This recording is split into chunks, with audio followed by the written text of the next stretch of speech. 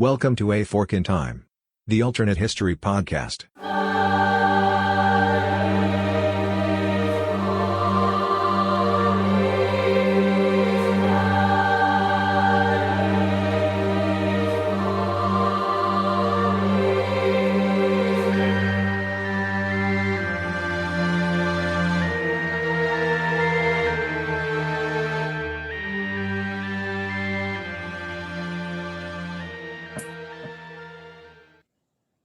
All right, I'm counting us into the episode here in 3, 2, 1. Welcome back to A Fork in Time, the alternate history podcast. Don sitting in the host chair today, actually about to embark on an episode I've been wanting to do for a long time because I like the people that I see on the screen in front of me. Some of you may remember from way back in the day. Ryan, I guess you've been on the show twice. You and I did an episode about, we did an episode about Jackie Robinson and the integration of baseball, and then you joined us for an episode that we did about what if there had been no Star Wars. So for those of you that may remember Ryan Cole, Ryan's back with us now. By the way, Ryan is now newly minted. Go ahead and give your joke, Ryan. You graduated on Saturday, but it's not your first graduation, right? No, I also have, so I got a bachelor's in civil engineering, and I also have a bachelor's in music and a master's in music. So is this an interrogation? Because I'm getting the third degree. I will actually find the rim shot noise to insert at that point there in the post edit. So for those of you that hear the rim shot, if it actually happens there, it may be me on a different channel doing the rim shot with my mouth before it's all said and done. But I'll try to include a rim shot there. But good to have you back, Ryan. And I enjoyed both of those episodes. I've known Ryan, I guess, for basically all of his life. So pretty much. So it's good to have him here. But I'm also really excited about having Ryan's dad, Kenny, on the screen here. Kenny and I go way back as well. Kenny, say hi to the good folks. Hey, glad to be here. Really enjoyed the podcast. And me and Don go back, 30 some odd years. some number of years. 30 some odd. Yeah, you may have heard actually Alexis a couple of times make reference to Mr. Kenny or other things we may have talked about in episodes. This is the Kenny that she's talking about, and their families are good friends of ours, and we feel very close to. We share a common affection, something or other. I know as I'm looking here, we can see this on screen. I'm wearing a cap favoring a particular baseball team that's found here. I see that Kenny's wearing that. I know that Ryan is a fan of this. He's wearing, there you go. It's a baseball shirt. A baseball shirt. Kenny and I are cursed with being Astros fans. And for most of our life, that meant being cursed.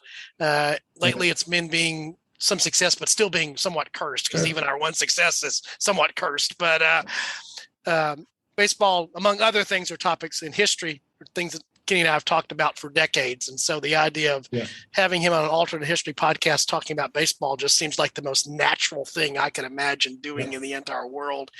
And Ryan gets his baseball love genetically, but he's also a much later comer to the sport in some ways, and also looks at it analytically, which I know is one of the fun things that I enjoy. Ryan is a sabermetrician. If you know what that is, you know what it is. If you don't, I'm not going to take the time to try to explain it because there's no point in trying to do it. But today, our historical what if is going to be, it's sort of timely and it's sort of not. It's timely in the sense of there's something going on in the real world now that relates to this.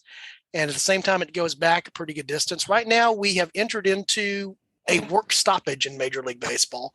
I guess right now it's in the form of an owner's lockout, I guess is technically what it is, if I understand correctly at this point. The collective bargaining agreement, the relationship between the owners and the players, that agreement has expired. So they're in limbo right now about what happens with Major League Baseball. By the way, that's a U.S. thing for those of you that are global listeners. Think of cricket with lines. That's a good way maybe to think about it. We can go on from there. And they're not allowed to carry the bats when they run. That's another difference between those two sports for those of you that know both sports. But the last time Major League Baseball had a work stoppage was 1994. And as I was setting up and thinking about this episode, that's actually further back than it ought to be, because I remember that as an adult, which means I must be getting to be a much older adult at this time. So this is 94 to 2001. Dare that be 27 years ago? Indeed. that Major League Baseball had a work stoppage. So today we're going to go down the historical what if. Of course, we'll talk about the what did because we have to do that and burn some time doing it. That's what we do here on A Fork in Time.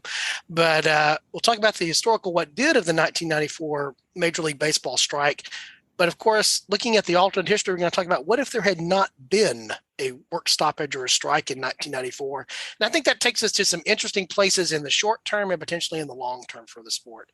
So if you're a baseball fan, I presume you will be back after the break because you're intrigued and you're a baseball fan. If you're not, at least come back after the break and give it a shot. You don't have to stick through to the very end. We don't take off points if you don't stick to the very end. But I think we will go to things. I won't tell any more jokes. Well, we may need jokes at the rate we're going when we come back too.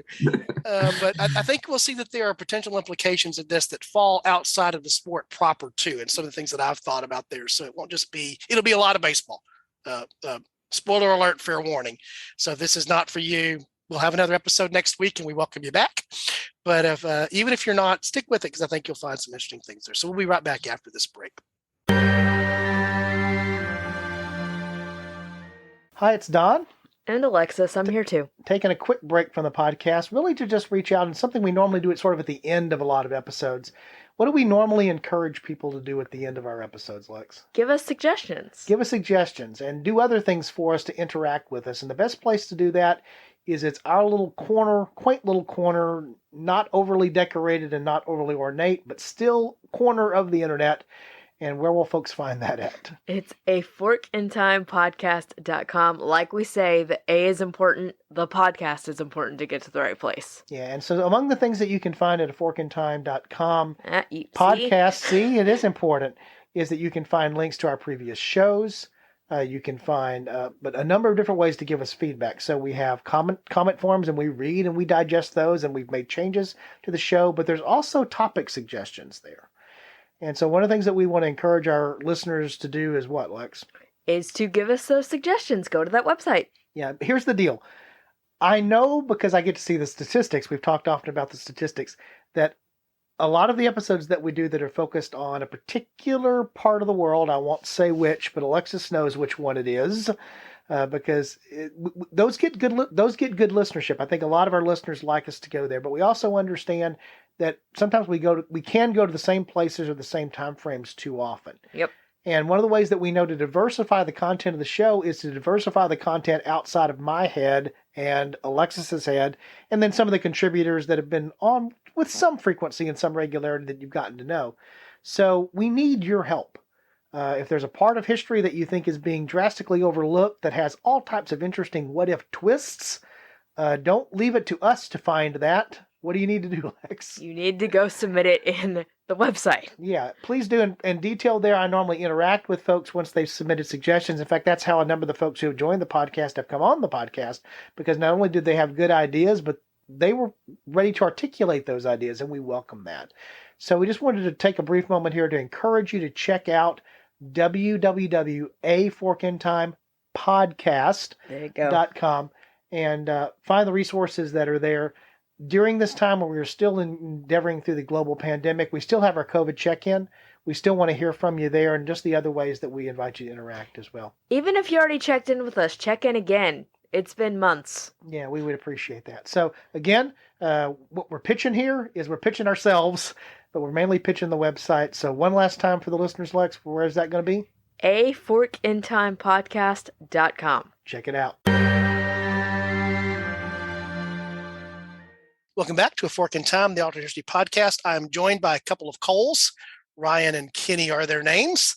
Introduced them there before the break, and we're going to talk about the 1994 Major League Baseball strike, and our historical what if will be what if there were not a strike, but we always have to sort of set up the historical what did. So Kenny, there's never been any labor strife or any disagreements between the players and the owners in the history of baseball. It's basically just a story of perfect universal peace and harmony, right? Nothing could be further from the truth. Since the beginning of the very first time guys were getting paid, there was, the beginning of some of the new leagues in baseball started because of a labor problem. There were some defunct leagues that started early in baseball because of labor. The players wanting more cut of the pie But the owners were able to hold a pretty firm grip on them, pretty much, even though there was strife. And I mean, even the Sandy Koufax and Don Drysdale staged a little mini strike themselves in the 60s. But I think that 1972 is the first real one, and you may probably not remember that one much.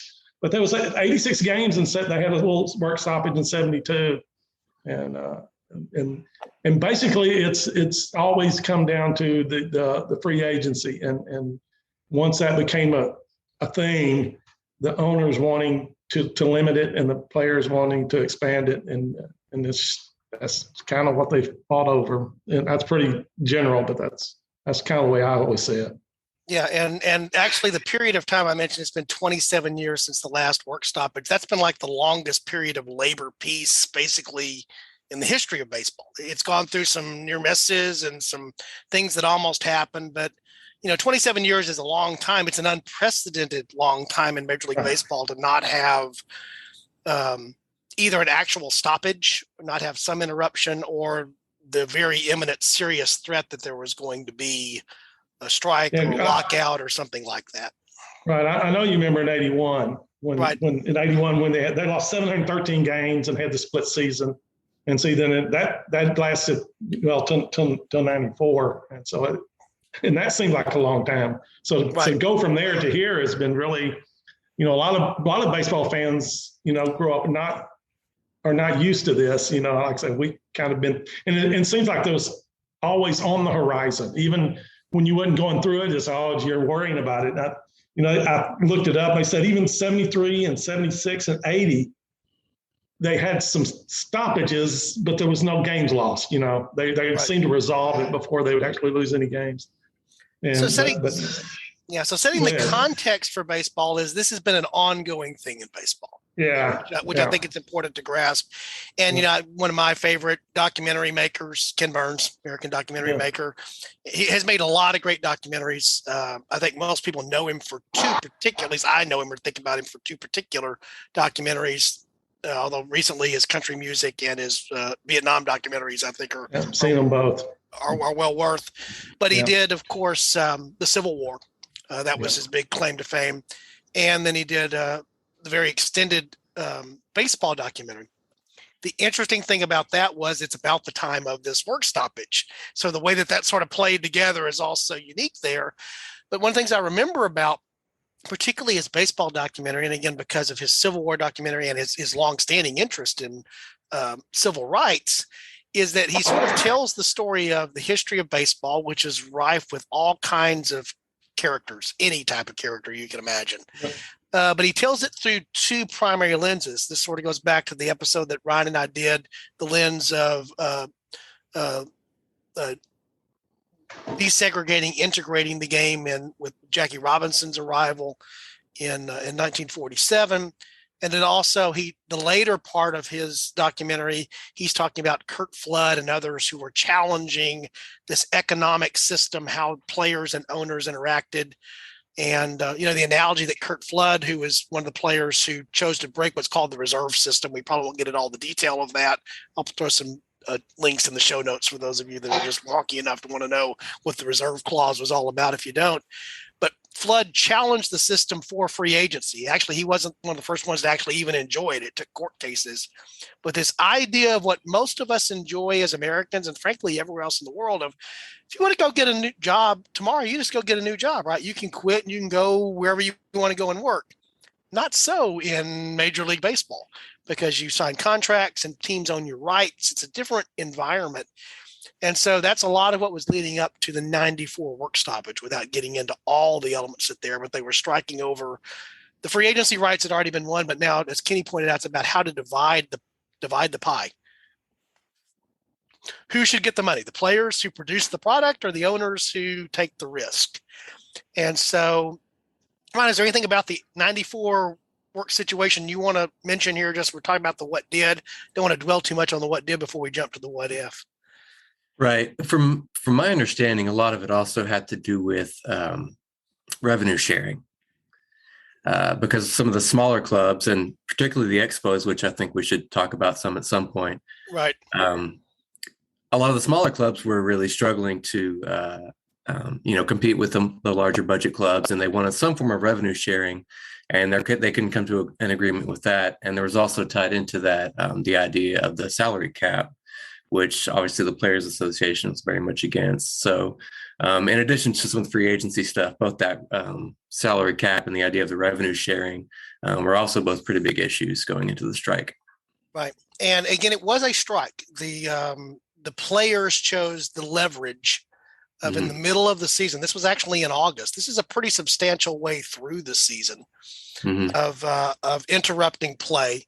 And we'll talk about sort of where things stood, because you're right. We have to talk about the Expos because they're representative of that season, but they're also representative of a lot was going on in baseball both before and after that, because we're talking about, by the way, a Major League Baseball team that played in Canada in the city of Montreal. I say that because there are people that are alive that are listening to this episode that may not realize there was a Major League Baseball club in Montreal, because that team has found its way now to the Washington, D.C. area, and we call them the Nationals. But they were actually called, that was the first time I remember seeing something that made me realize I needed to learn how to convert feet to meters. When I actually saw the markings on the wall in Olympic Stadium about, what the distance was there, and got to hear the Canadian national anthem and got to hear announcements in French, of all things, at baseball games when you watch them on TV. It was, by the way, an orange roof. I'm stream of consciousness going on here with the Expos now in my head. They had a stadium that wasn't a dome that became a dome, that the dome was orange, but that's a whole other thing that goes into that. So the strike it was supposed to be retractable too. I don't know if you remember that. Yeah. The top had a crane that was supposed to lift the roof off, and I don't think it was ever functional. But it was not a good place to play, which is part of their problem, or go watch a game either. It was a part of their problem. Right. Also back to the owners, and like we're touching on what Ryan was saying, it wasn't just players against owners. It was players against owners, and then large market owners against small market owners. Some of the large market owners would kind of fine with the system the way it was. It was the small market peak guys who felt like, and then they, like I said, revenue sharing. How are you going to revenue share? Some of the larger markets said, well, we need to put a minimum in if we're going to make so it was really, and it's also ended up where the owners finally got rid of the charade of having an impartial commissioner, and they just hired one of their own to be a commissioner, and that didn't go well either, in my opinion. Those are all excellent points. Is that you want to think about this as being a binary thing, owners versus players, but certainly, as you mentioned, it was small market, quote unquote small market versus large market teams that could generate revenue because of the markets they were in that other teams had no hope whatsoever of generating revenue. First of all, we should just establish this. This is a fact. This is not opinion. We don't do opinion here on Fork in Time, except for the speculative part. We're still in the what did. This is fact. The Yankees are evil, and they're an empire, and they represented, and still do to a great degree, represent an entirely different way economically of looking at baseball than, for example, the club we're going to spend some time talking about, because 94 was a pivotal year for me. This team from Montreal, which was arguably the best team in baseball that year. They had the best record. A lot of good reasons to believe they had an excellent chance of being the champion of the World Series that year. But the economics of playing in Montreal were very different than the economics of playing in New York or Los Angeles, or even where all of us happen to be from, Houston, which is not a small town, but not quite the media market that a New York or an LA would be. So you don't think of Houston as being a small market team, but is Houston a large market team, even historically down to this day? The answer probably is no, in the classic sense of the way that the economics of baseball worked back during that period of time. So we end up with a strike that happens in August, and they don't get it settled. It's not until the following year that baseball resumes. And so some things happened in 1994 that hadn't happened for 90 plus years. One of them is there's no world champion crowned in the case of a winner of the World Series. There's no playoffs. There had already been an all-star game, so that happens. But there's a year that has a season that ends up not being a season. So that was unusual. And one of the things that definitely happened, and we're going to talk about this, I think it's one thing you have to talk about, is the alienation aspect of fans as a result of this experience, and how that alters and what maybe would be different had there not been a work stoppage. So I don't want to dwell too much on the what did. We talked about there'd been this contentious system, lots of powers and factions. Even inside the players, there are these superstar free agent players who are able to go out and command tremendously large salaries. And then there's journeyman major leaguers who get called up occasionally, maybe the term is a cup of coffee, as often as how it's described, that don't ever, they make okay money. The major league minimum, not a bad salary, but, having spent 6-7 years in the minor leagues making nothing, that type of thing, it doesn't pay off quite the same way. So you can argue there's disparity between the owners and there's disparity between the players and what they represent and what the system ought to be. So imagining where things stood at the end of the 1994 season, I did not pull it up here. I need to do it now. I mentioned the Expos. Who were some of the other good teams that year in 1994? Well, this will be a shock to you, but the Yankees were very good that year. The Houston Astros were a half game out of first. Behind the Cincinnati Reds. Behind the Cincinnati Reds, so they were pretty good. And of course, Yankees. The Atlanta Braves. The 90s powerhouse teams that they had. I believe 94 was actually the only season in the 90s where the Braves did not win their division. And it's due to the aforementioned Montreal Expos, who had a 6-game lead on them at the time of the work stoppage. Yeah, and the interesting thing, there are a couple of things just to reference here that I had forgotten until we were doing the research for this. I was born in 1968. In 1968, there were two leagues, the National League and the American League. The National League was about to go through, there's about to be expansion in both leagues over the next few years. Prior to that expansion in 69, there weren't divisions. There was one league. And so for those of you that are international sports fans, think the English Premier League. There's 1 through 20. Or think of other things like that where there's not, there's one champion that's the leading team with standings in their league. That's how you determine it. In baseball, the American League and the National League were two separate leagues, but their champions were determined by who had the best record in those two leagues. Those two teams went directly on to compete with each other in the World Series. There's no intervening round of playoffs. In 1969, there's expansion. And for the first time, we go into a divisional system in each of the two leagues. And in that case, there's 6 teams initially in each league's divisions. Those two teams would now play each other in this thing called a playoff series in baseball, which had never happened before. Right. And then the winner of that series would face off in the World Series. That's baseball that I knew growing up as a kid. When I first became aware of it, was that you had an East and a West division in the National League and the American League. But something new had happened by 1994. That had been additional expansion. And how many divisions were there all of a sudden in 1994? We had 6. Because in 1993, the Florida Marlins and Colorado Rockies were added. And so you had 14 teams in each league, correct? You had 14 in, that is correct. And so you had 2 5-team divisions and 1 4-team division in each league. Right. And so suddenly you had this thing, you still had a West and an East division in this league, but suddenly there was a Central. And for those of you that are familiar with American geography, and even those of you that aren't, believe it or not, a team from Atlanta prior to this played in the Western Division, even though there were at least 4 teams that were further west on the map than them. Arguably, probably Cincinnati, St. Louis, Chicago at a minimum were all further to the west. But yet the Braves were in the West. But when they realigned, the Braves moved from the West to the East.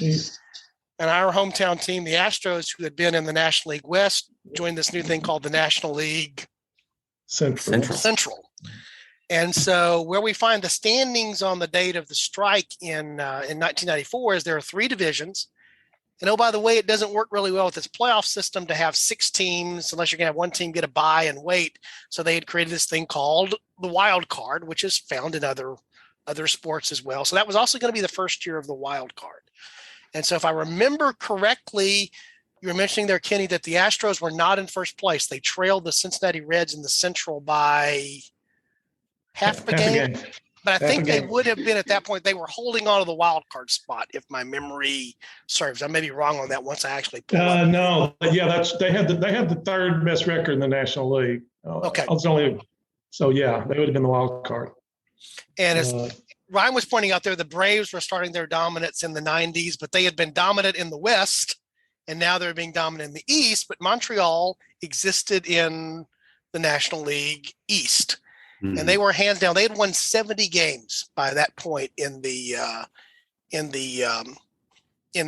season, and that was much ahead of almost everyone else. Here, I'm finally going to have it in front of me now. So but the Expos were at 74 and 40. 74 and 40.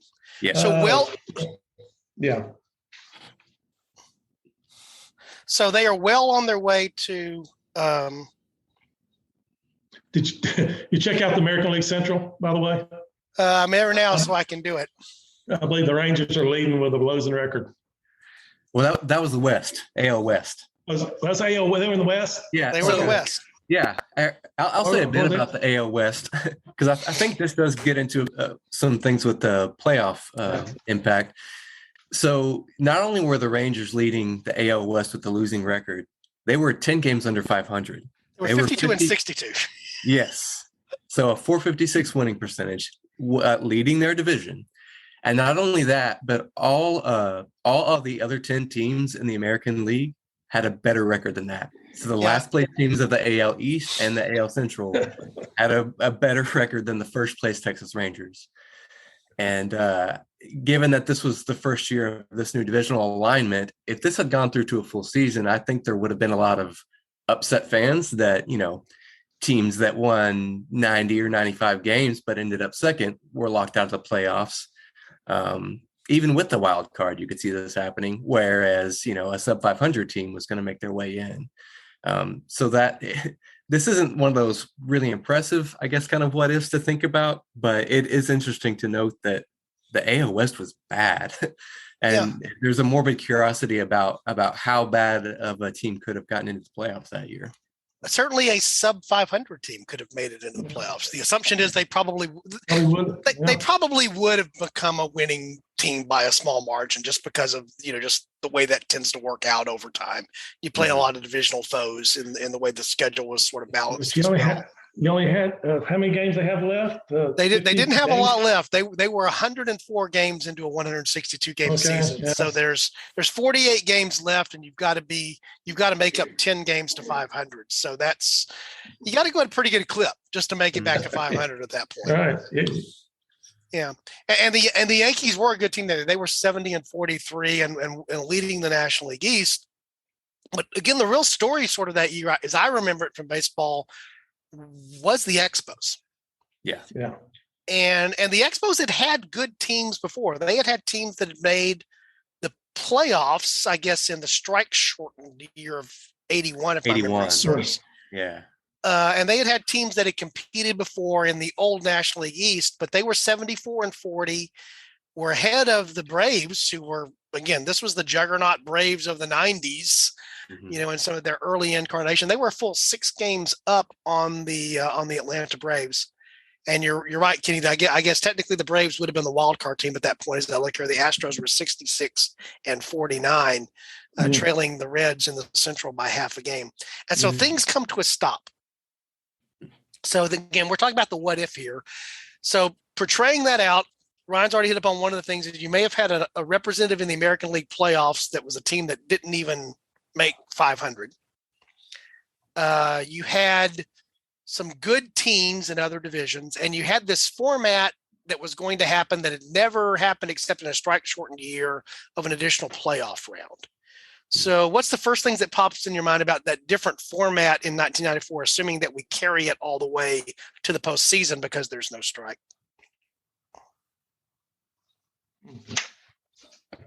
You want to take this one? No, go ahead. I actually don't have a lot of notes about the playoff impact, aside from kind of what I already talked about. I'm sure that's something that the owners wanted, was these expanded playoffs. So I think they were really anxious to kind of see how that went. Relating that to what's going on right now, that's something that we hear about a lot, that the owners really want to expand and have 14 or 16 teams, half the league getting into the postseason. Which, the nature of baseball is you prove your worth and you prove your salt over a long season, not in a 5 or 7 game series. So I'm not a big fan of that, but that's made for television. That's what it made for. Right.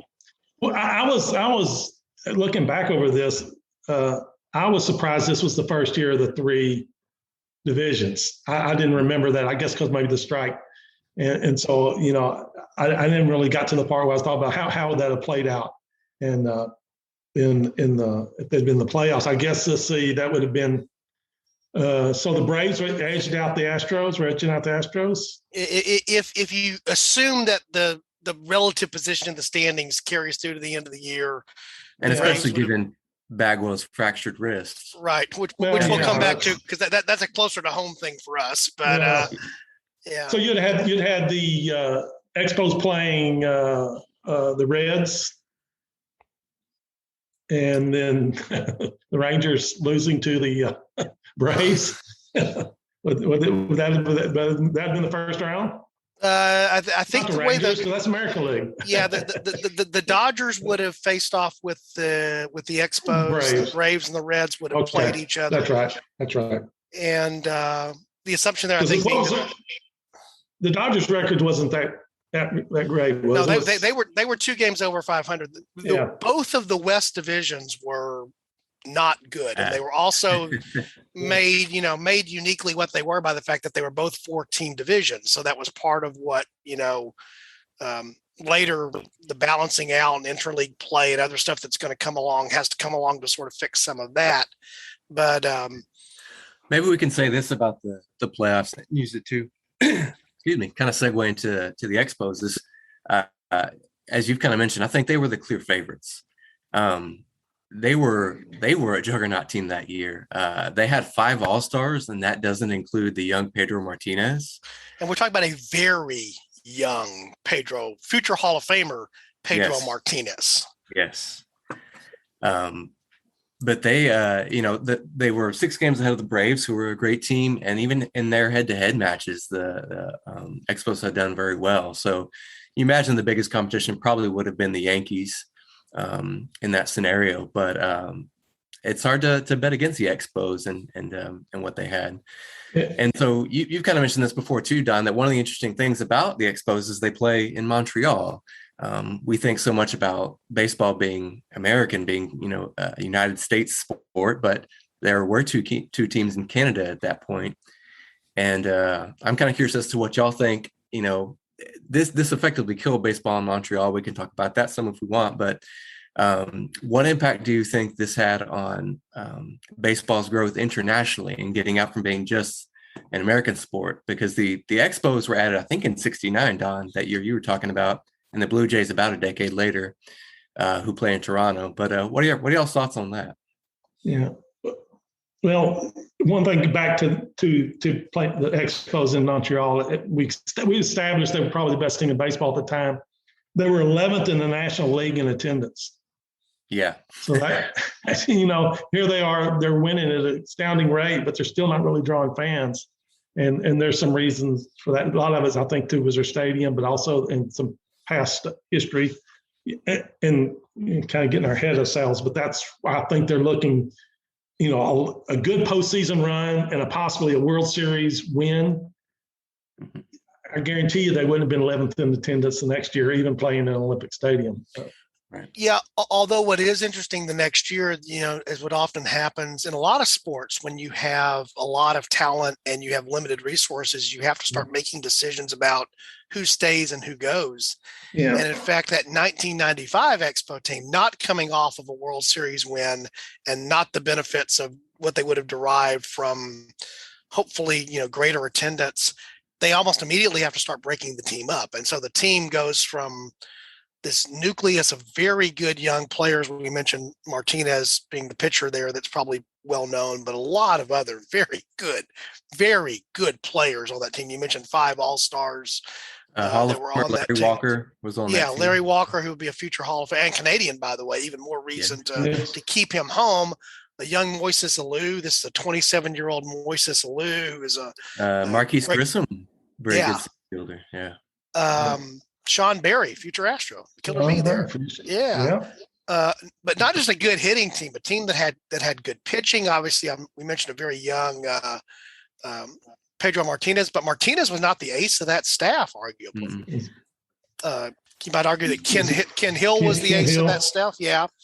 Who's sort of in his prime. He's a 28-year-old pitcher. That's sort of in the wheelhouse for when a lot of players. They had a guy in the bullpen that was pretty good. What was his name? Wetland. And to me, that's also part of what's representative about what happens here is where Wetland's going to end up. Wetland had risen to prominence as a closer for the Expos, but in the economic system of the real timeline, when things get shifted around and there are no Montreal Expos, he's going to end up being a Yankee. The Expos were the first. They were first in the National League in ERA with the fewest walks, and third in the National League with strikeouts. They were also the youngest team in baseball at the time, 26.2 years.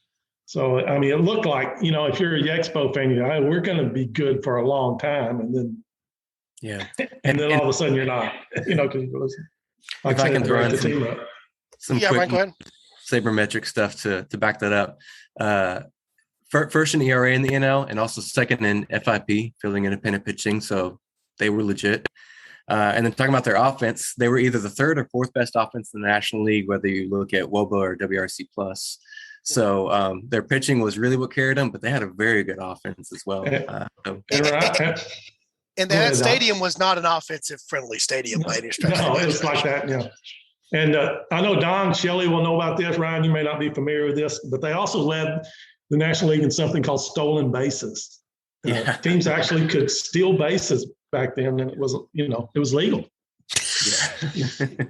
I'm not sure you're not. For those of you that have only seen baseball in the last 15 years, that's when a runner of his own fruition chooses to go from one base to another without the benefit of the ball being put in play, causing that to happen.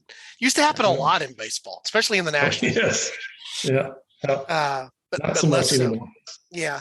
And to me, one of the interesting what if here is, part of what you have to decide to see what the change would have been is thinking about what would have caused the strike not to happen. Well, the logical thing is they would have come to some type of agreement on how to avoid the strike. So there would have been an economic system that was acceptable to enough of the parties to say yes to it. Right. And the assumption would be that for that to work from the owner's perspective, there would have had to have been some form of what eventually would come in the actual settlement, which was a form of revenue sharing that would come along. And so the first thing that I throw out there is the real timeline is that the Expos don't survive in Montreal for much longer. They try to get, you mentioned part of the reason for their attendance, Kenny, from what I understand, the ballpark was not in the best part of town to be in. It didn't have a lot of other things. It was detached. And this was Olympic Stadium. This was something that had been built for the 1976 Olympic Games that they had then converted into being able to host Canadian football. That's a whole other thing we don't even want to get into. But been converted into a baseball park. A modern analogy to that, again, fairly recent, is Atlanta did the same thing and then has now gone away from it. They converted their Olympic Stadium from 1996 into a ballpark, but it was not designed for baseball in the same way that a lot of custom-built baseball stadiums have been over the last 25 and 30 years. And this is also shortly after the era of the non-multi-purpose stadium. But, we have Oriole Park, Camden Yards, Baltimore, with this throwback kind of thing. There's other stadiums that are being built and opening. The new stadium you mentioned, Colorado has come into the league, so they built this stadium eventually in Colorado that's going to be more custom built. So the economics of baseball are changing around the stadiums, and the Expos are not in step with that. for a lot of reasons. Right. And Well, I know, and Don, you can relate to going from the Astrodome to Minute Maid Park, how different it can be and how much more enjoyable it can be. Just the ballpark can make your experience enjoyable. The way I understand it, Olympic Stadium is even worse than the Astrodome as far as being far away from the play, and it didn't help. You know, it didn't lend itself to being. It was not designed as a baseball stadium, and the argument that can be made is that Montreal was not naturally a baseball town. Yeah. And so you put, even though it's a successful team in a place where it's not they play this other sport in Canada. I've heard about it. It favors a particular season. I think they even had success in Montreal with what they did with this. It's hurling. It's not ringing a bell. Is it hurling? I don't think it's hurling, but it begins with an H. It's something like that. The argument being made that things were sort of already stacked against Montreal as a baseball city, and then you add a not a good stadium and the economic situation. Even if, as I recall, one of the other things that's going on here, again, talk about the historical what if, we can stay on the what did. This is one of those tricky episodes where it's hard to get away from it, is that assuming you get some form of revenue sharing, Montreal is still disadvantaged because it's Canadian dollars versus US dollars and taxation and how all this works. This is something that later comes to be, I guess, still exists to some degree in baseball today, with free agents considering going to the one Canadian destination that's left. In that case is Toronto. You have to account for the taxation differential between the games that you play in Canada versus the United States and how your salary works. So, the historical what if may be around the fact that, okay, there is this labor settlement. There's going to be more of a leveling of the economic playing field that gives Montreal a chance. And they do later try to actually get a downtown stadium. I think Labatt, the beer company, was going to be the sponsor for that. And they just never get the momentum to do that. And eventually it reaches the point where not only is the team is sold, but before the team is sold, there's even discussion of doing something really weird, which is totally eliminating the team. We're just going to contract, which is, just really strange. Most sports leagues do not, by definition, contract. They relocate. They relocate. They expand. I mean, baseball is rife with relocation. Other sports are rife with relocation. But in this case, they were actually looking at potentially contracting the Expos before they get sold. Then eventually they land up at all places in a city in the United States that has failed four times before this to have the success of a franchise that sticks. I'm talking about the Washington, D.C. area. Right. So if the Expos are able to stay, which is a big if, and let's say they are able to win the World Series that year, Kenny, you're arguing they probably have a chance maybe of holding that team together because the fandom increases. There's some other things.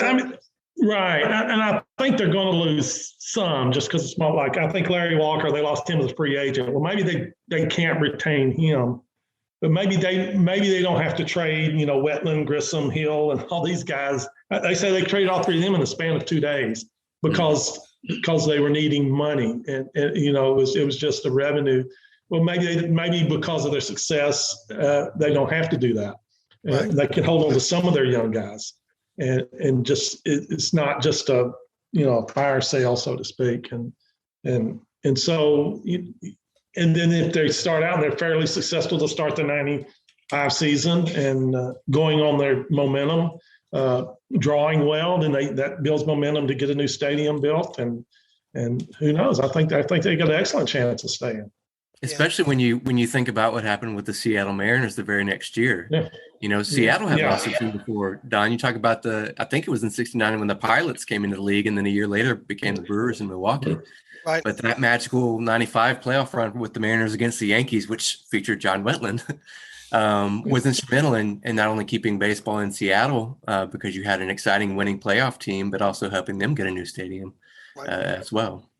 In fact, so much of the 90s in baseball becomes about, to understand the stadium rush in the 90s, you have to understand what was happening with stadiums in the 60s and the 70s, where you have the rise of, I remember growing up as a kid, three stadiums that were in the National League that if you didn't notice who was on the field and what uniform they were in, I don't think you could have told the difference between Three Rivers, Riverfront, and Veterans Stadium. Yeah. You know, with because they were all that same cookie cutter, round, multi-use football, baseball, multi-purpose thing, because that was the thing for municipalities to build in the 60s and 70s. It was stretching the public dollar as far as you could, right? Right. And you left up AstroTurf. Yeah, well, yeah, exactly. Which, by the way, related to the speed in the game. And even the Astrodome, which was unique because it had a roof, was that type of stadium just with a roof. And that's, like I say, the changing of the stadiums, I think then when the owners figured out that could actually be a selling point, and not just a place for people to go to see the team, but people to go to experience the stadiums. And I think that's been a major upgrade in Montreal. If they could have come out with something like that, they were right there when those stadiums were starting to be built and come up. So, built a really neat looking stadium and, to honor their heritage or however they would want to do it, but just, that people would really want to go and give it people, because you got to, especially if you're medium to small market teams, you got to sometimes give people a reason to go when the team's not great, because you're going to have those moments. So you got to have something. And I think, like I said, I think that could have been a big thing, but so that's what I see happening. They win the World Series, they get a momentum building. They built them a nice little stadium there, and seats 40,000 people with a retractable roof, and they take off and they make the playoffs in '95, and then who knows? They keep going. You change a little bit of the deflection of the trajectory in '94 to '95. You get enough to get a new stadium. You get a new stadium. Your economics change. You can stay competitive. All the things that. And I have a little side note on that. Then I think then the Yankees don't win the World Series in '96 because they don't get Wetland. Wetland stays in Montreal. He doesn't go to New York. So the Yankees have one less World Series, which is good for everybody.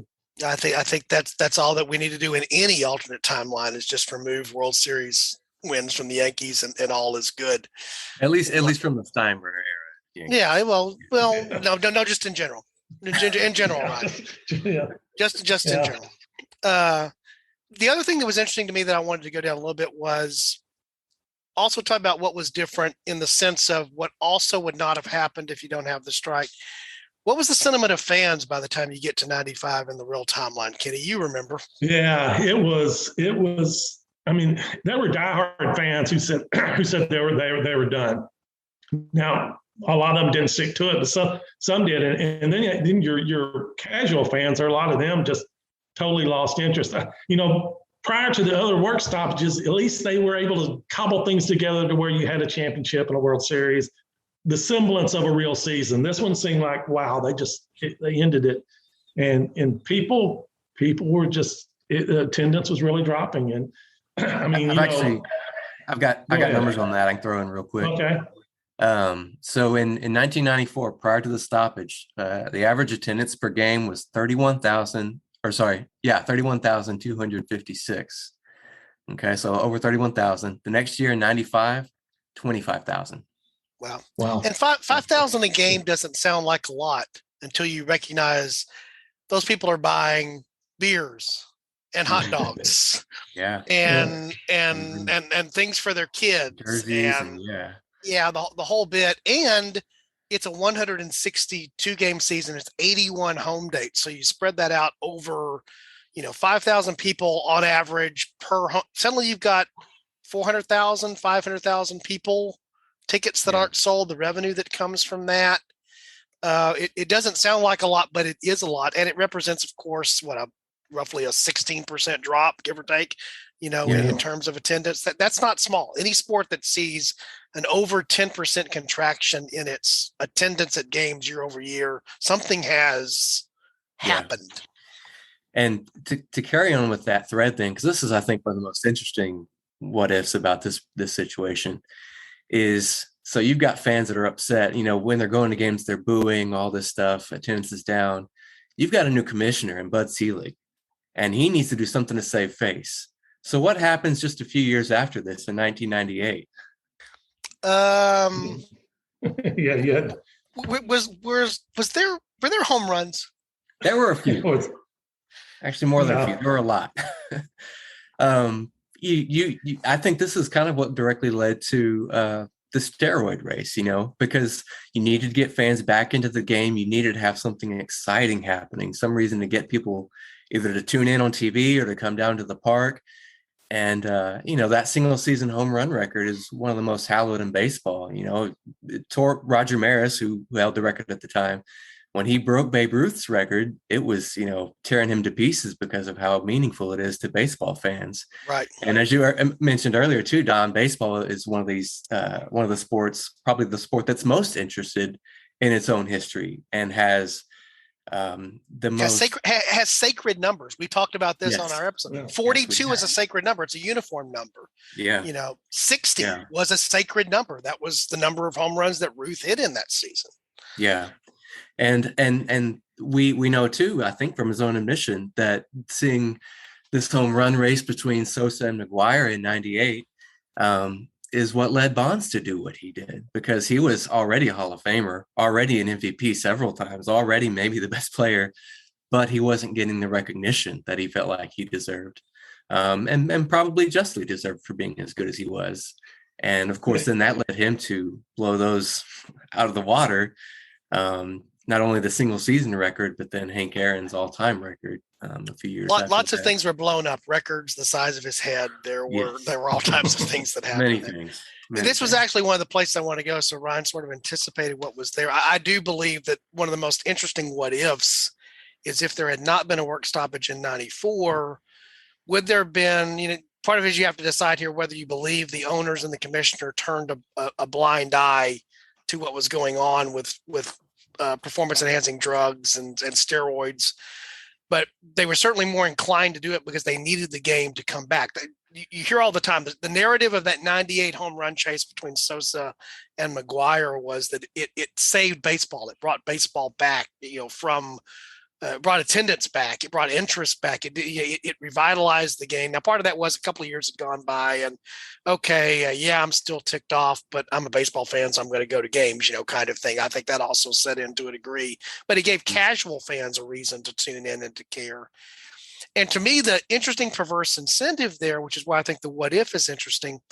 Think about what the labor stoppage was about. It's about owners not wanting to pay players more than they have to. So you want good players, but you don't want an inflated player market that causes your salaries to spiral upwards uncontrollably, which is what happened in the steroid era, because now you had to pay shortstops who were hitting 35 home runs a year when that was unheard of. You had to pay them 35 home run money, for a season versus, what you paid them for before.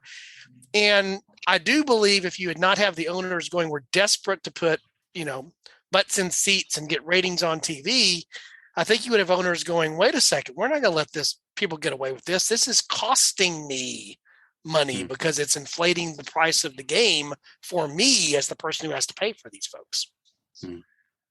I think one thing too about, I don't want to seem like I'm defending the owners because they're all pretty anyway. But for the owners, when once the steroid era started, and I definitely think they turned a blind eye to it. I mean, the steroid era didn't start in 95. It started in the early 80s. But it was full blown after that. And it was everybody. And it was like saying, guys who had never hit 10 home runs in the minors were hitting 40 and 50 home runs in the majors. But the union wasn't going to go along with it either. And I think to get it back under control, get testing, which is what they needed, they would have got the union on board, which may have led to another work stoppage. I don't know, or at least having the owners give. Of course, the union would say, "Well, just have them give in on some of the other stuff, and then we'll give them we'll let them do the testing." I think, but I do think it was obvious to everybody what was happening, and they just, everybody pretended it wasn't there, including the clubs, the media. Oh my gosh, how long was it before anybody did a story? The story of Mark McGuire when they found that Andro whatever in his locker. I think it was here in Houston, and there was, he said, yeah, there's some supplements he takes, and that was kind of it. And it wasn't until later, like years later, that it came out and said, wow, that's what's going on. So the media even turned a blind eye to it. And a lot of it's because they were happy to see baseball back and doing something. And you're seeing this thing you feel like is special, and then it's kind of bad later when you find out, well, maybe it was a false special. Yeah. One of the interesting, again, the long-term what ifs of this is legitimately, for those of us that follow baseball history, from the writer's ballot, the traditional way of getting into the Hall of Fame, there's a decent chance that when the results are announced, which is coming up here fairly shortly on the calendar, there will be nobody elected to the Major League Baseball Hall of Fame to be inducted in 2022. And it's not because when you look at the numbers and the caliber of players that are eligible on the ballot, there's plenty of them that you look at and go, that guy is Hall of Fame worthy. But the reason they're not being elected is, well, why? Right. Yeah. There's a question about how they achieve those numbers, performance-enhancing drugs. Right. You mentioned Barry Bonds. There's a pitcher of some renown, a guy that comes from the Houston area, a guy by the name of Clemens, who's there. That has all the steroid era, as we call it. And again, Kenny, you're right. It didn't start in 1995. But it was allowed to, I think, to explode as a result of the needing something to bring fans back from the 94 work stoppage. If you'll pardon the pun on this, it was a steroid era on steroids. Yeah, exactly. And with it was the Wild West of what was allowed. Yeah. But the impact of that was not just baseball in the 90s and how it changed. For example, why did stolen bases go away? Why run the risk of getting thrown out at second base when you got a 70% chance of success when the guy that's at the plate is just as likely to hit a home run you're going to score anyway? Yeah. And so, it altered the way the game was played in terms of the actual strategy on the field. The ballparks, these new ballparks were a little more hitter friendly in some ways. They were more confined because they were intended to bring the fans closer than the big cavernous Olympic Stadium, type of scenarios. But I think you can argue that baseball, there's a long shadow from the steroid era that still plays itself down to 2021 and 2022 where we are today. Baseball is still in a what's the word I'm looking for? In a respect aspect, and in a I don't even know what the better word to use to describe it is, but a integrity aspect is still trying to recover from that. They were recovering from the loss of revenue in 94. Now they're recovering from trying to restore integrity. Yeah. And this may be a good time too to talk about a certain player in 1994. Was a third baseman on the Giants by the name of Matt Williams. And you may recall he hit, was it 43 home runs? 43, yeah. By the time of the stoppage, which then if you take how many games he had played and extrapolate, his total to how many he had left, he would have ended up with 62 home runs, which would have beaten the standing record of 61 in a season. And, there's also some discussion about whether he used steroids at any point because he was named in the Mitchell report, and whether he was using them in 94 or not. But that's something else also interesting to think about is, well, the home run race and breaking the single season home run record of 61 invigorated fans into baseball. That could have happened in 1994 as well. This was such a banner year for so many people. We haven't even gotten to Tony Gwynn yet. But, you had this small market team from Canada that was going to be the best team in baseball. But you also may have had this third baseman in San Francisco, which I also think was not a hitter's park.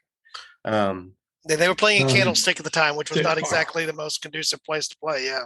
That's what I thought. Watch a game. Yeah, exactly. And he may have broken Roger Maris's record of 61 home runs. Yeah. And you mentioned two other things there. You mentioned Gwynn, the late Tony Gwynn, which is still something that I struggle to say because watched him play and, from all my life. I remember Tony Gwynn. But one of the other mystical numbers in baseball is 400. Hitting 400 a season, which means that 40% of the time or more when you come to the plate, you're successful. And Gwynn had a legitimate shot that year. He was, I think, hitting 392 at the time of the strike, or 394. 394. Yeah. And to put that in perspective, 394 is rare air. Yeah. Without even getting to 400. But to be in the middle to now late August with still a shot at hitting 400, nobody had done that since 1941. Ted Williams. Which was Ted Williams hitting 406. Mm-hmm. And so you have the chance for two very significant single season accomplishments in baseball to both be felled in the same year of 1994. Yeah. While, like you say, you've got this sort of almost feel good story, this young Canadian small market team who's, put it together through their farm system and they've done it the right way. And, sort of telling that story.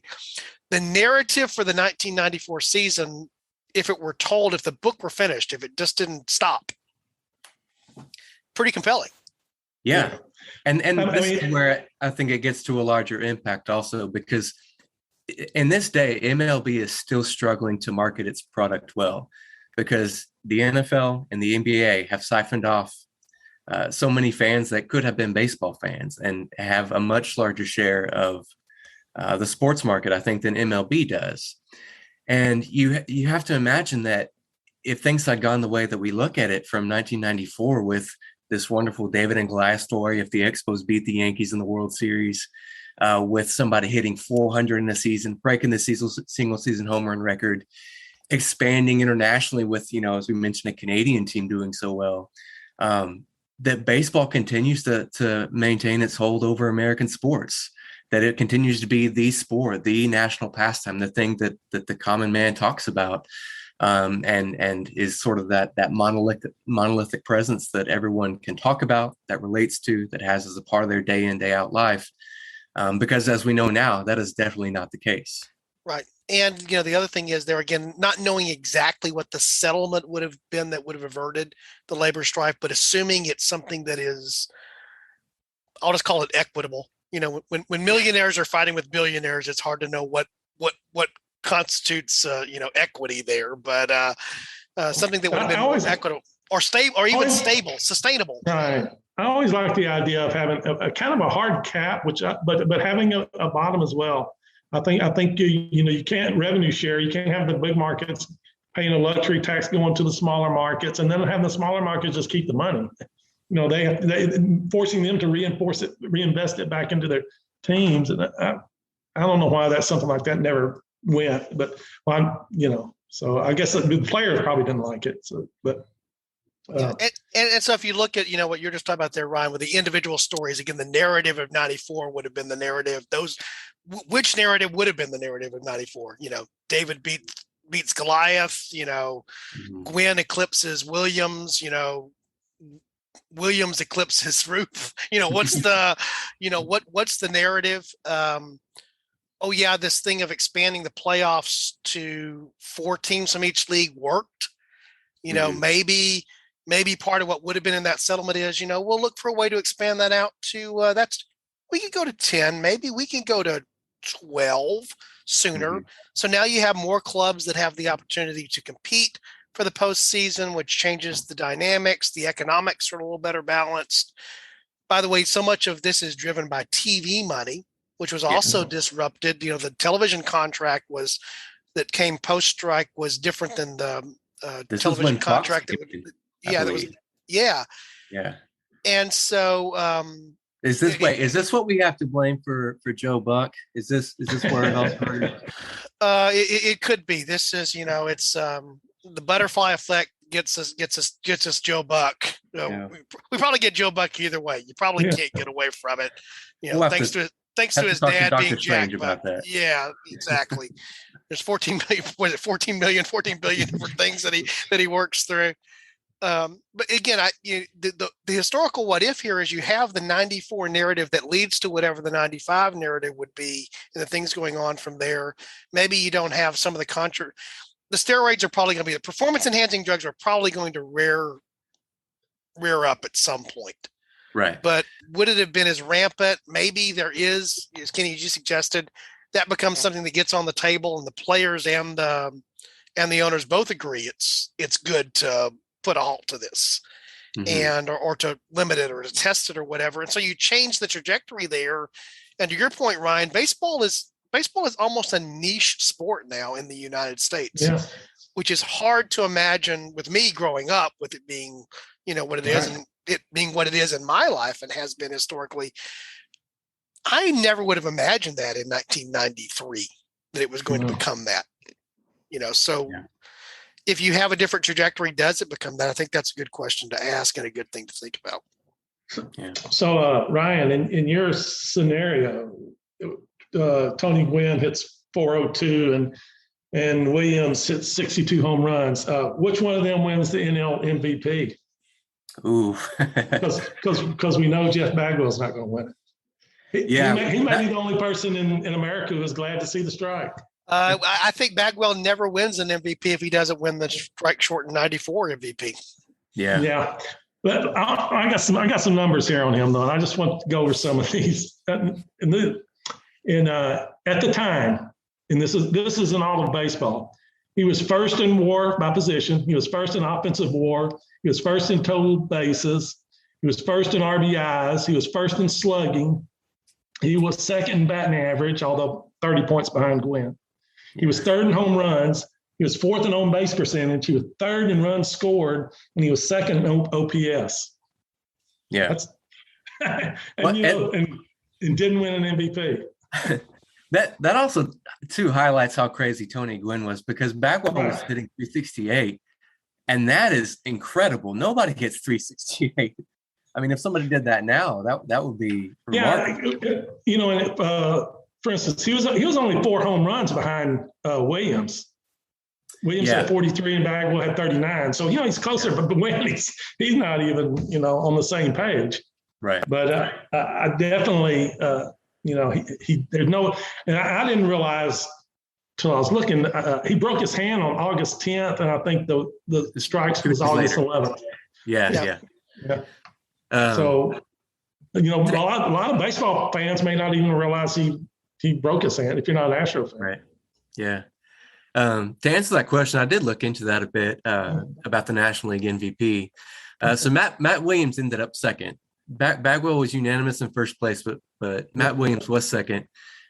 He also won a Gold Glove and a Silver Slugger award. So I think with those awards and that he ended up second, I think he probably would have been the winner if he had gotten to 62 home runs. But otherwise, I mean, as always, Bonds was a great candidate too. He ended up fourth in MVP voting. He won a Gold Glove and a Silver Slugger. So that could have been another trophy on his mantle. But who knows? But yeah, that's certainly something we could say would be a fact. Is I don't think there's any way Bagwell wins unless these other players befell injuries as well. But the other thing that would have worked against Gwynn, the Padres were abysmal that year, with the exception of Gwynn. They were 47 and 70 at the time of the strike. The Giants were under 500, but were second in the abysmal National League West, the new National League West. Only 3.5 back. So so there's a possibility they could have caught fire down the stretch, particularly if Williams continued to do what he was doing, and they might have found their way into the playoffs. Not that the playoffs count towards the MVP voting, but we know that it matters.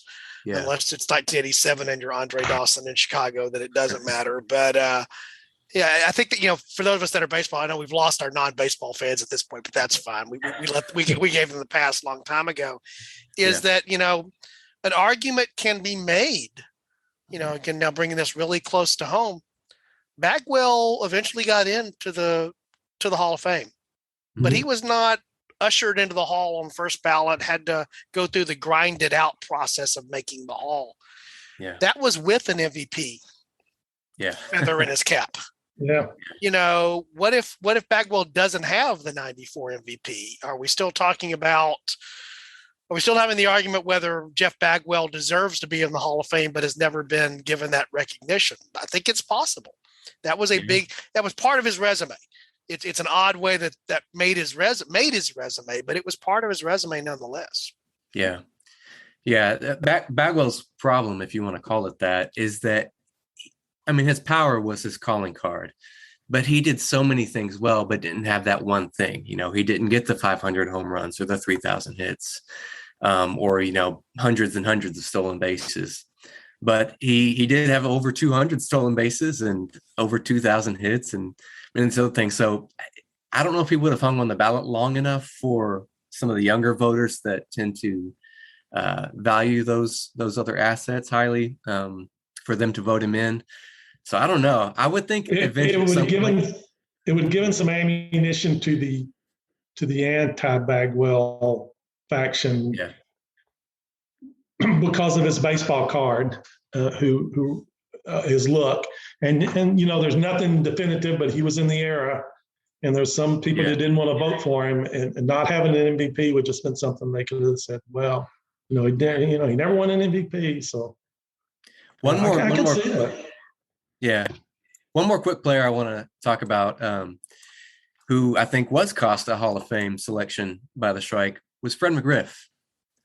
And this is getting down in the weeds a little bit for sure, so I'll be brief. But he ended his career with 493 home runs. He averaged 20 or 30 a season. Sometimes a little more than 30. But he almost certainly would have ended his career with over 500 home runs, over 2,500 hits, and about 1,600 RBIs. And every player with 500 home runs that's not linked to steroids, which McGriff never was, is in the Hall of Fame. Right. And I think especially with 500 home runs and those other stats I brought up, he's a lock virtually. But the strike cost him, how many games did they miss overall? It was about 70 or so? They missed around 50 games, and then you had the delayed start of the following year, so the argument can be made, that it wasn't your normal season with the normal spring training and the way things that would normally come together. Right. So I think you can make to your point, and again we've lost our non-baseball. That's fine. It's That's okay. why I felt okay to bring him up. Yeah, but being a Hall of Famer in baseball is a big thing. Yeah. And I remember watching McGriff play for a number of different teams. He was, a well-respected player. He's in that category of players that are just, if they're not in the Hall of Fame, but they're just right there at that line for the reasons you're talking about. 7 more dingers, 7 more homers, and it's a lot, because you don't do 500 home runs unless there's some cloud over you that prevents you from having that happen for you. Yeah. The 94 stroke was pretty costly for Fred McGriff. Yeah. Yes. I don't know if he was in his prime. He was in his early 30s, though, so certainly still capable of popping out another 7 bombs if he had 60 games or so to do it, I think. Who was he even playing with at the time? Was he in Toronto? I'm just looking that up now. He was actually in Atlanta. Okay. Atlanta. Oh, he's on the Braves. Yeah, and he hit 34 dingers in 94. It's a home run park there too. So that was Yeah. So I think you can. In fact, he was 8th in MVP voting that year. So I think you can make the argument. Can you argue 7 more home runs in the month and a fraction? I'd probably take. It was 3 weeks of the next season too that they missed. Yeah, so but they didn't miss any games though. Yeah, but they missed spring training in a late start. Right. Which if you're how old is McGriff in 95? He's a 31-year-old. Still a player, but a player that's about to start entering what is normally more the decline phase of your career in terms of putting up, the stellar numbers there. I'm just looking at his numbers now. Man, those are steady numbers. He's just he's just a machine. He reminds me a lot of a less good Hank Aaron, because Hank Aaron never hit 60 or 70 home runs in a season, but he hit about 30 or 40, and he played for 20 something years, and that'll do it, Yeah. So again, one of the an individual who's thought about, that we mentioned to her already, Bagwell as an individual, is he in the Hall? He probably makes the Hall because of the strike, you might argue, or at least has a better shot because of the strike. And McGriff maybe misses the Hall because of the strike. Maybe that's, yeah. The universe has a constant balance that it has to maintain of Hall of Fame members. Quota. Yeah, and so this is the universal Hall of Fame equilibrium in action. I'm not sure Fred McGriff would be happy with that equilibrium. Well, he might argue that he's more deserving than others are. Any other just broad thoughts you guys have? I know we wondered all. This is one of those topics I knew was going to wander all over the place, which was fine. I like doing that. Yeah. Any other things that have popped into your head when you were doing the research that maybe we haven't even hit on here? We talked a lot about the National League because, oh, by the way, at that time, Houston is a National League city. And so we knew there was this thing called the American League, and we followed it at a distance, and it was the Yankees and whoever else. But I don't know if there was anything in particular about the American League that year that's maybe worth taking a hit at. No, I got one more little thing. There's kind of a little thing interesting about the Expos. So they lose all them players automatically starting in '95. Well, Grissom goes to the Atlanta in '95, wins the World Series. Wetland goes to the Yankees and wins the series in '96, and Alou goes to the Marlins and wins the series in '97. So it's just like. If you're an Expo fan, that just had to, it's like, gosh, that's got to kill you. Yeah. And many of those players, well, we mentioned another one there that was, he was a contributor on that 94 team and Sean Barry. He ends up coming to the Astros during their late 90s run when they're one of the incarnations of the Killer Bees. Yeah, his 98 team probably still may be one of the better Astro teams ever. Yeah. And, so there's that the Expodus.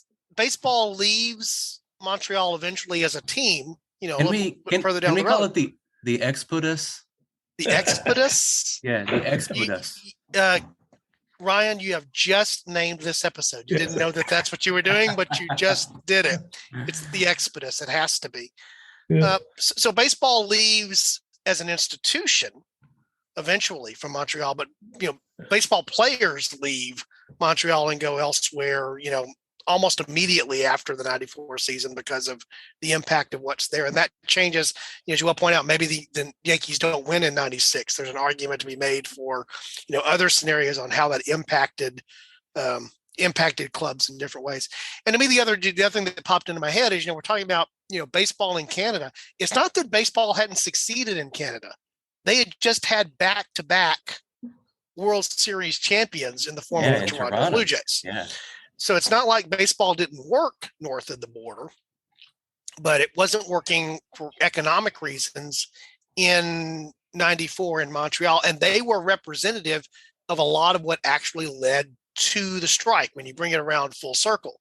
Yeah. They were the team that did what they did that year, but you could point to other teams that hadn't been able to hold things together. The Pirates of an era slightly before then, Pittsburgh, not a big market city. They had not been able to hold together a really good Pirate team that was there in the right around 1990 that had somebody's still paying Bobby Bonilla, I think now, right? The Yankees still are. Yeah. He's Mets are still paying him. Yeah. And Kenny, you hit up on one last thing. I want to talk about this just briefly before we close things out, unless somebody has something else. But the change in the direction of the game that came as a result of the strike, the role of the commissioner, or I think that was you that brought that up. Maybe it was Ryan that brought it up. Did that alter baseball in a substantial way in your mind?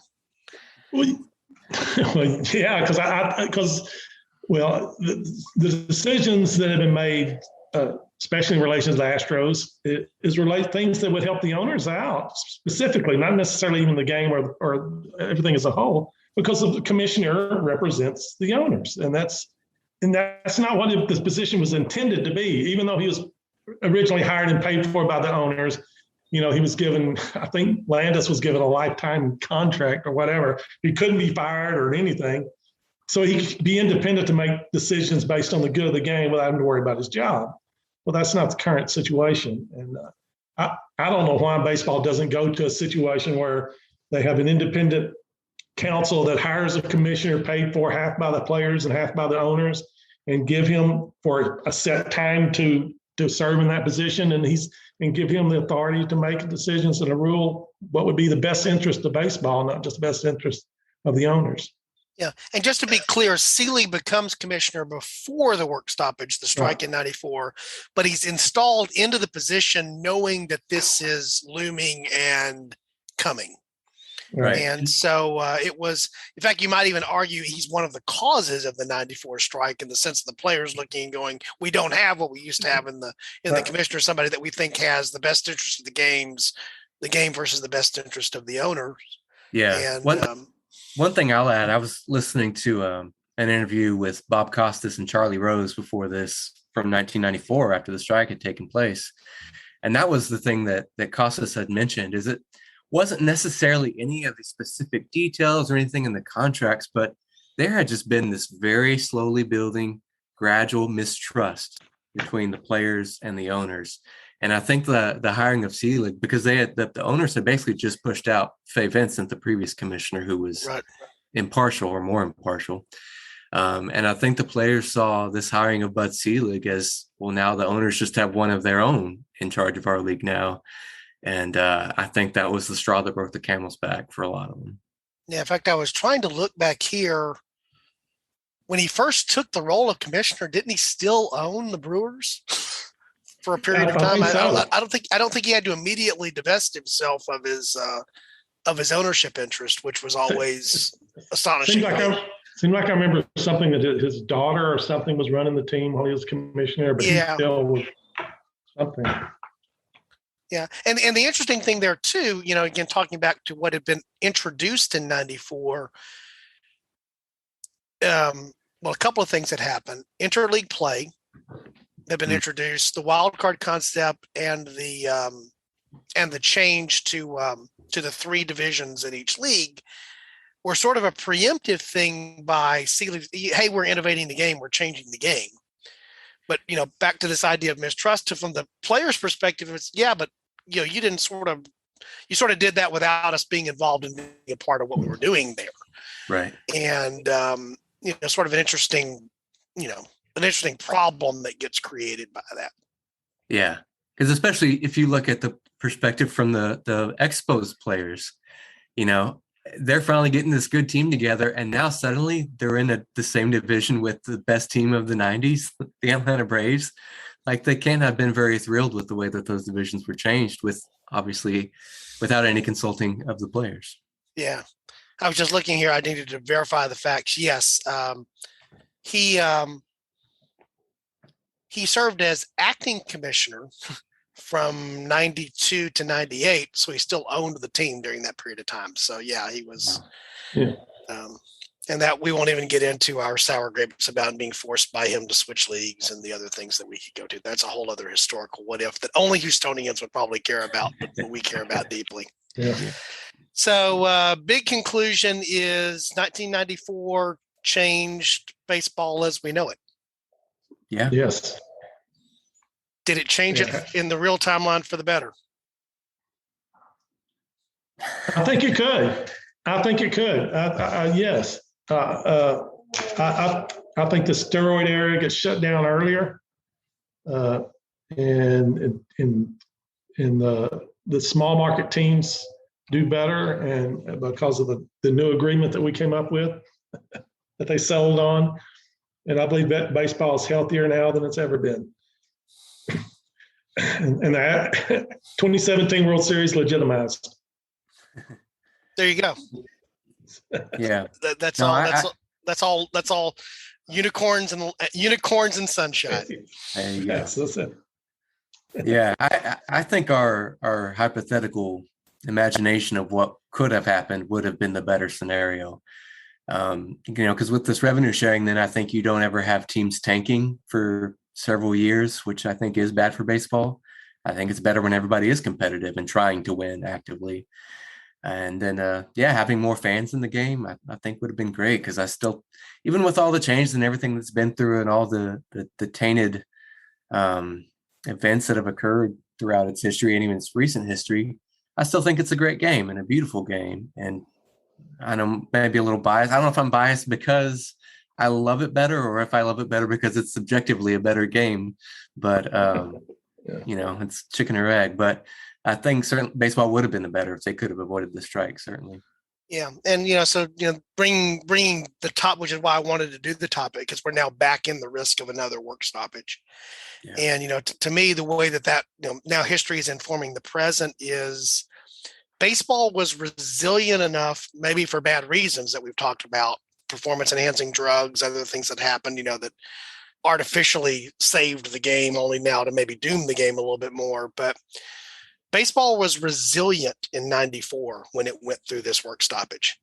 I'm not sure you can make the argument that 2022 Major League Baseball is as resilient as an institution to be able to survive another work stoppage. Yeah. And so that's where history comes down to the present in what we're dealing with now, in my mind. Sometimes I question whether the self-interest of the individual teams and owners and the self-interest of the players, and they live in their own little bubble and think this thing can go on forever when it can't. It may not. It was dangerously close to being greatly reduced down. I mean, Don, like you shared earlier, baseball in the American consciousness is not where it is now. It's not where it was in 1975 or 1978. And we talked about expansion, and there has been no expansion since 1993, since the year before the strike. And I believe since they first had expansion, I believe this is the longest we've gone before adding any additional teams. And, our country, our population continues to grow, but our quote unquote national pastime does not. I really thought we'd have a team in Mexico by now. Well, you actually just took the thought out of my head there, Kenny, in terms of, should it matter that a team it's Canada. It's not like it's another country or anything. Yeah. But that's actually the part of Canada that is, Toronto is a good, Toronto and Montreal to me are interesting contrasts in baseball. Just to hit this on a second. Toronto, for lack of, I know this will not make people happy. I've been to Toronto. I've never actually been to Montreal. I've been to Toronto.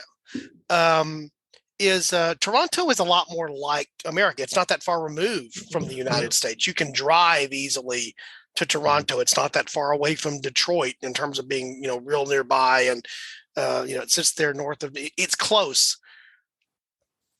French Canada, Quebec is a different Canada than where Toronto is. Yeah. And so losing a franchise in Montreal, that was a much more, I guess what I'm trying to say in a clumsy way, that was a much more international city that becomes an international franchise. It's multilingual, all the things that go with that.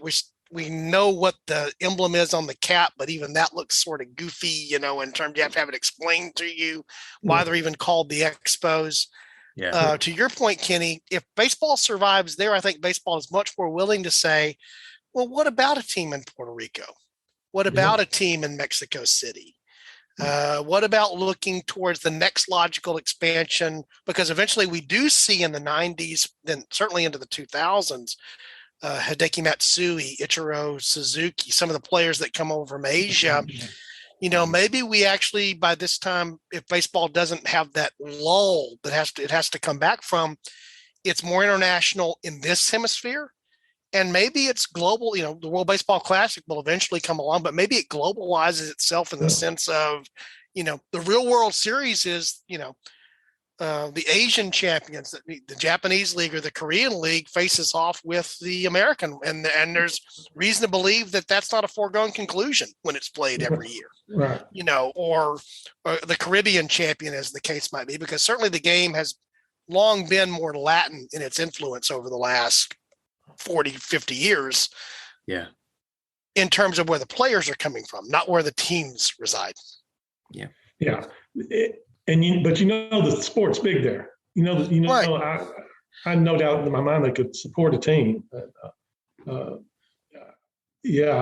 always wondered why they haven't tried to go that way. But Well, part of it is still the economics, which weren't solved in /94 and still haven't been solved, in the sense of, how do you, when you have currency discrepancies and, second/third world versus first world, that team look at just Puerto Rico, just in general, just using that as a I think there's no doubt there's a fandom that would support there, but economically, you have to have a mechanism where, by golly, the Yankees and the Dodgers are willing to give up something to build stability for a team that's going to exist there. Yeah. And that's long been the challenge of baseball. Now we're going philosophical here, but '94 didn't solve that. So in an alternative reality where maybe what solved the '94 thing was not a strike and then a recovery fueled by steroids, maybe it's actually resolved and you build upon that to something that evolves to a different game today.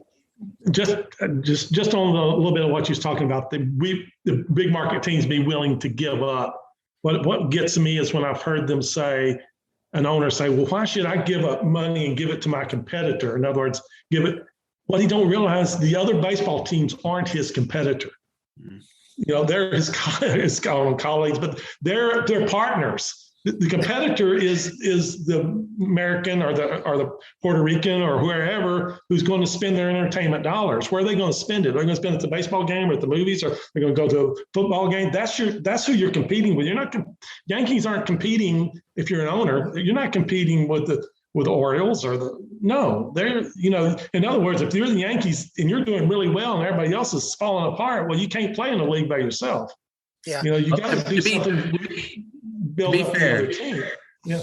Be fair. Anytime the Orioles are involved, I don't think there's much competition anymore. Well, maybe I should use the major league team.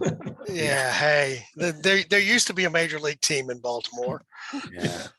They used to have this guy named Earl who was in charge of that. Well, and just to your point there, Kenny, is that you mentioned Costas there, Ryan. He wrote a book called Fair Ball. Around about the same time here. It's actually, I think, over my bookshelf here somewhere. And one thing to your point, Kenny, he argued about is there's already things in the game that it's not about purely the economics. The Yankees aren't allowed to have a 32-man roster while everybody else has 25 just because they can afford it. Yeah. The way regular business works, it does work that way. You can take whatever advantage you want. And so, to your point, the rules of the game, the draft system, all the other things are already built around the fact that you're right. The Yankees and Astros compete on the field, but they're partners economically. Right. And the argument can be made that when the labor strife, which is what this is all about, is at the end of the day, are the owners and players, are they competing with each other in a labor arena, or are they partners just in a different way about dividing up, the revenue and the proceeds in such a way that the last time I checked, nobody went to our local major league stadium, which is a fantastic place to watch a baseball game. Nobody went to see the owner outside of us who can name the owner of the Astros, right? Nobody goes to Minute Maid Park to see Jim Crane. Yeah. You go to see the players that comprise the current Astros team, Jose Altuve, maybe Carlos Correa, although he's probably not going to be back. But, you went for those reasons, not because of the owners. And other sports have figured this out, to be honest with you, in ways that baseball hasn't. And that is the what if of '94. I think if they'd have found maybe a different way to resolve things there, they could have built upon a different form of labor peace than has been built on today. All right, that concludes the sports philosophical portion of today's podcast. Guys, I really enjoyed, first of all, I just enjoyed talking to you guys. That's easy here. So the fact that we're doing it in a different environment makes sense. Anybody have any closing thoughts? I have to say that one last time. I'm required by law. Nope. All right. This episode, I enjoyed having you. This episode is going to drop on New Year's Eve. So if you're listening to the episode today from A Fork in Time, myself and Alexis and Ryan and Kenny and all the other folks that make this podcast and our other podcast, The Room Where It Happened, a plug for that there too, and for the musical from which it steals its name, is Happy New Year. I hope that you had a good 2021 and that you're poised for a fantastic 2022 when you hear this episode. And again, it's been my pleasure to talk to my friends, and you guys just happen to sit around and listen to us while we do it. So until next time, hope that you come back for the next episode. Thanks.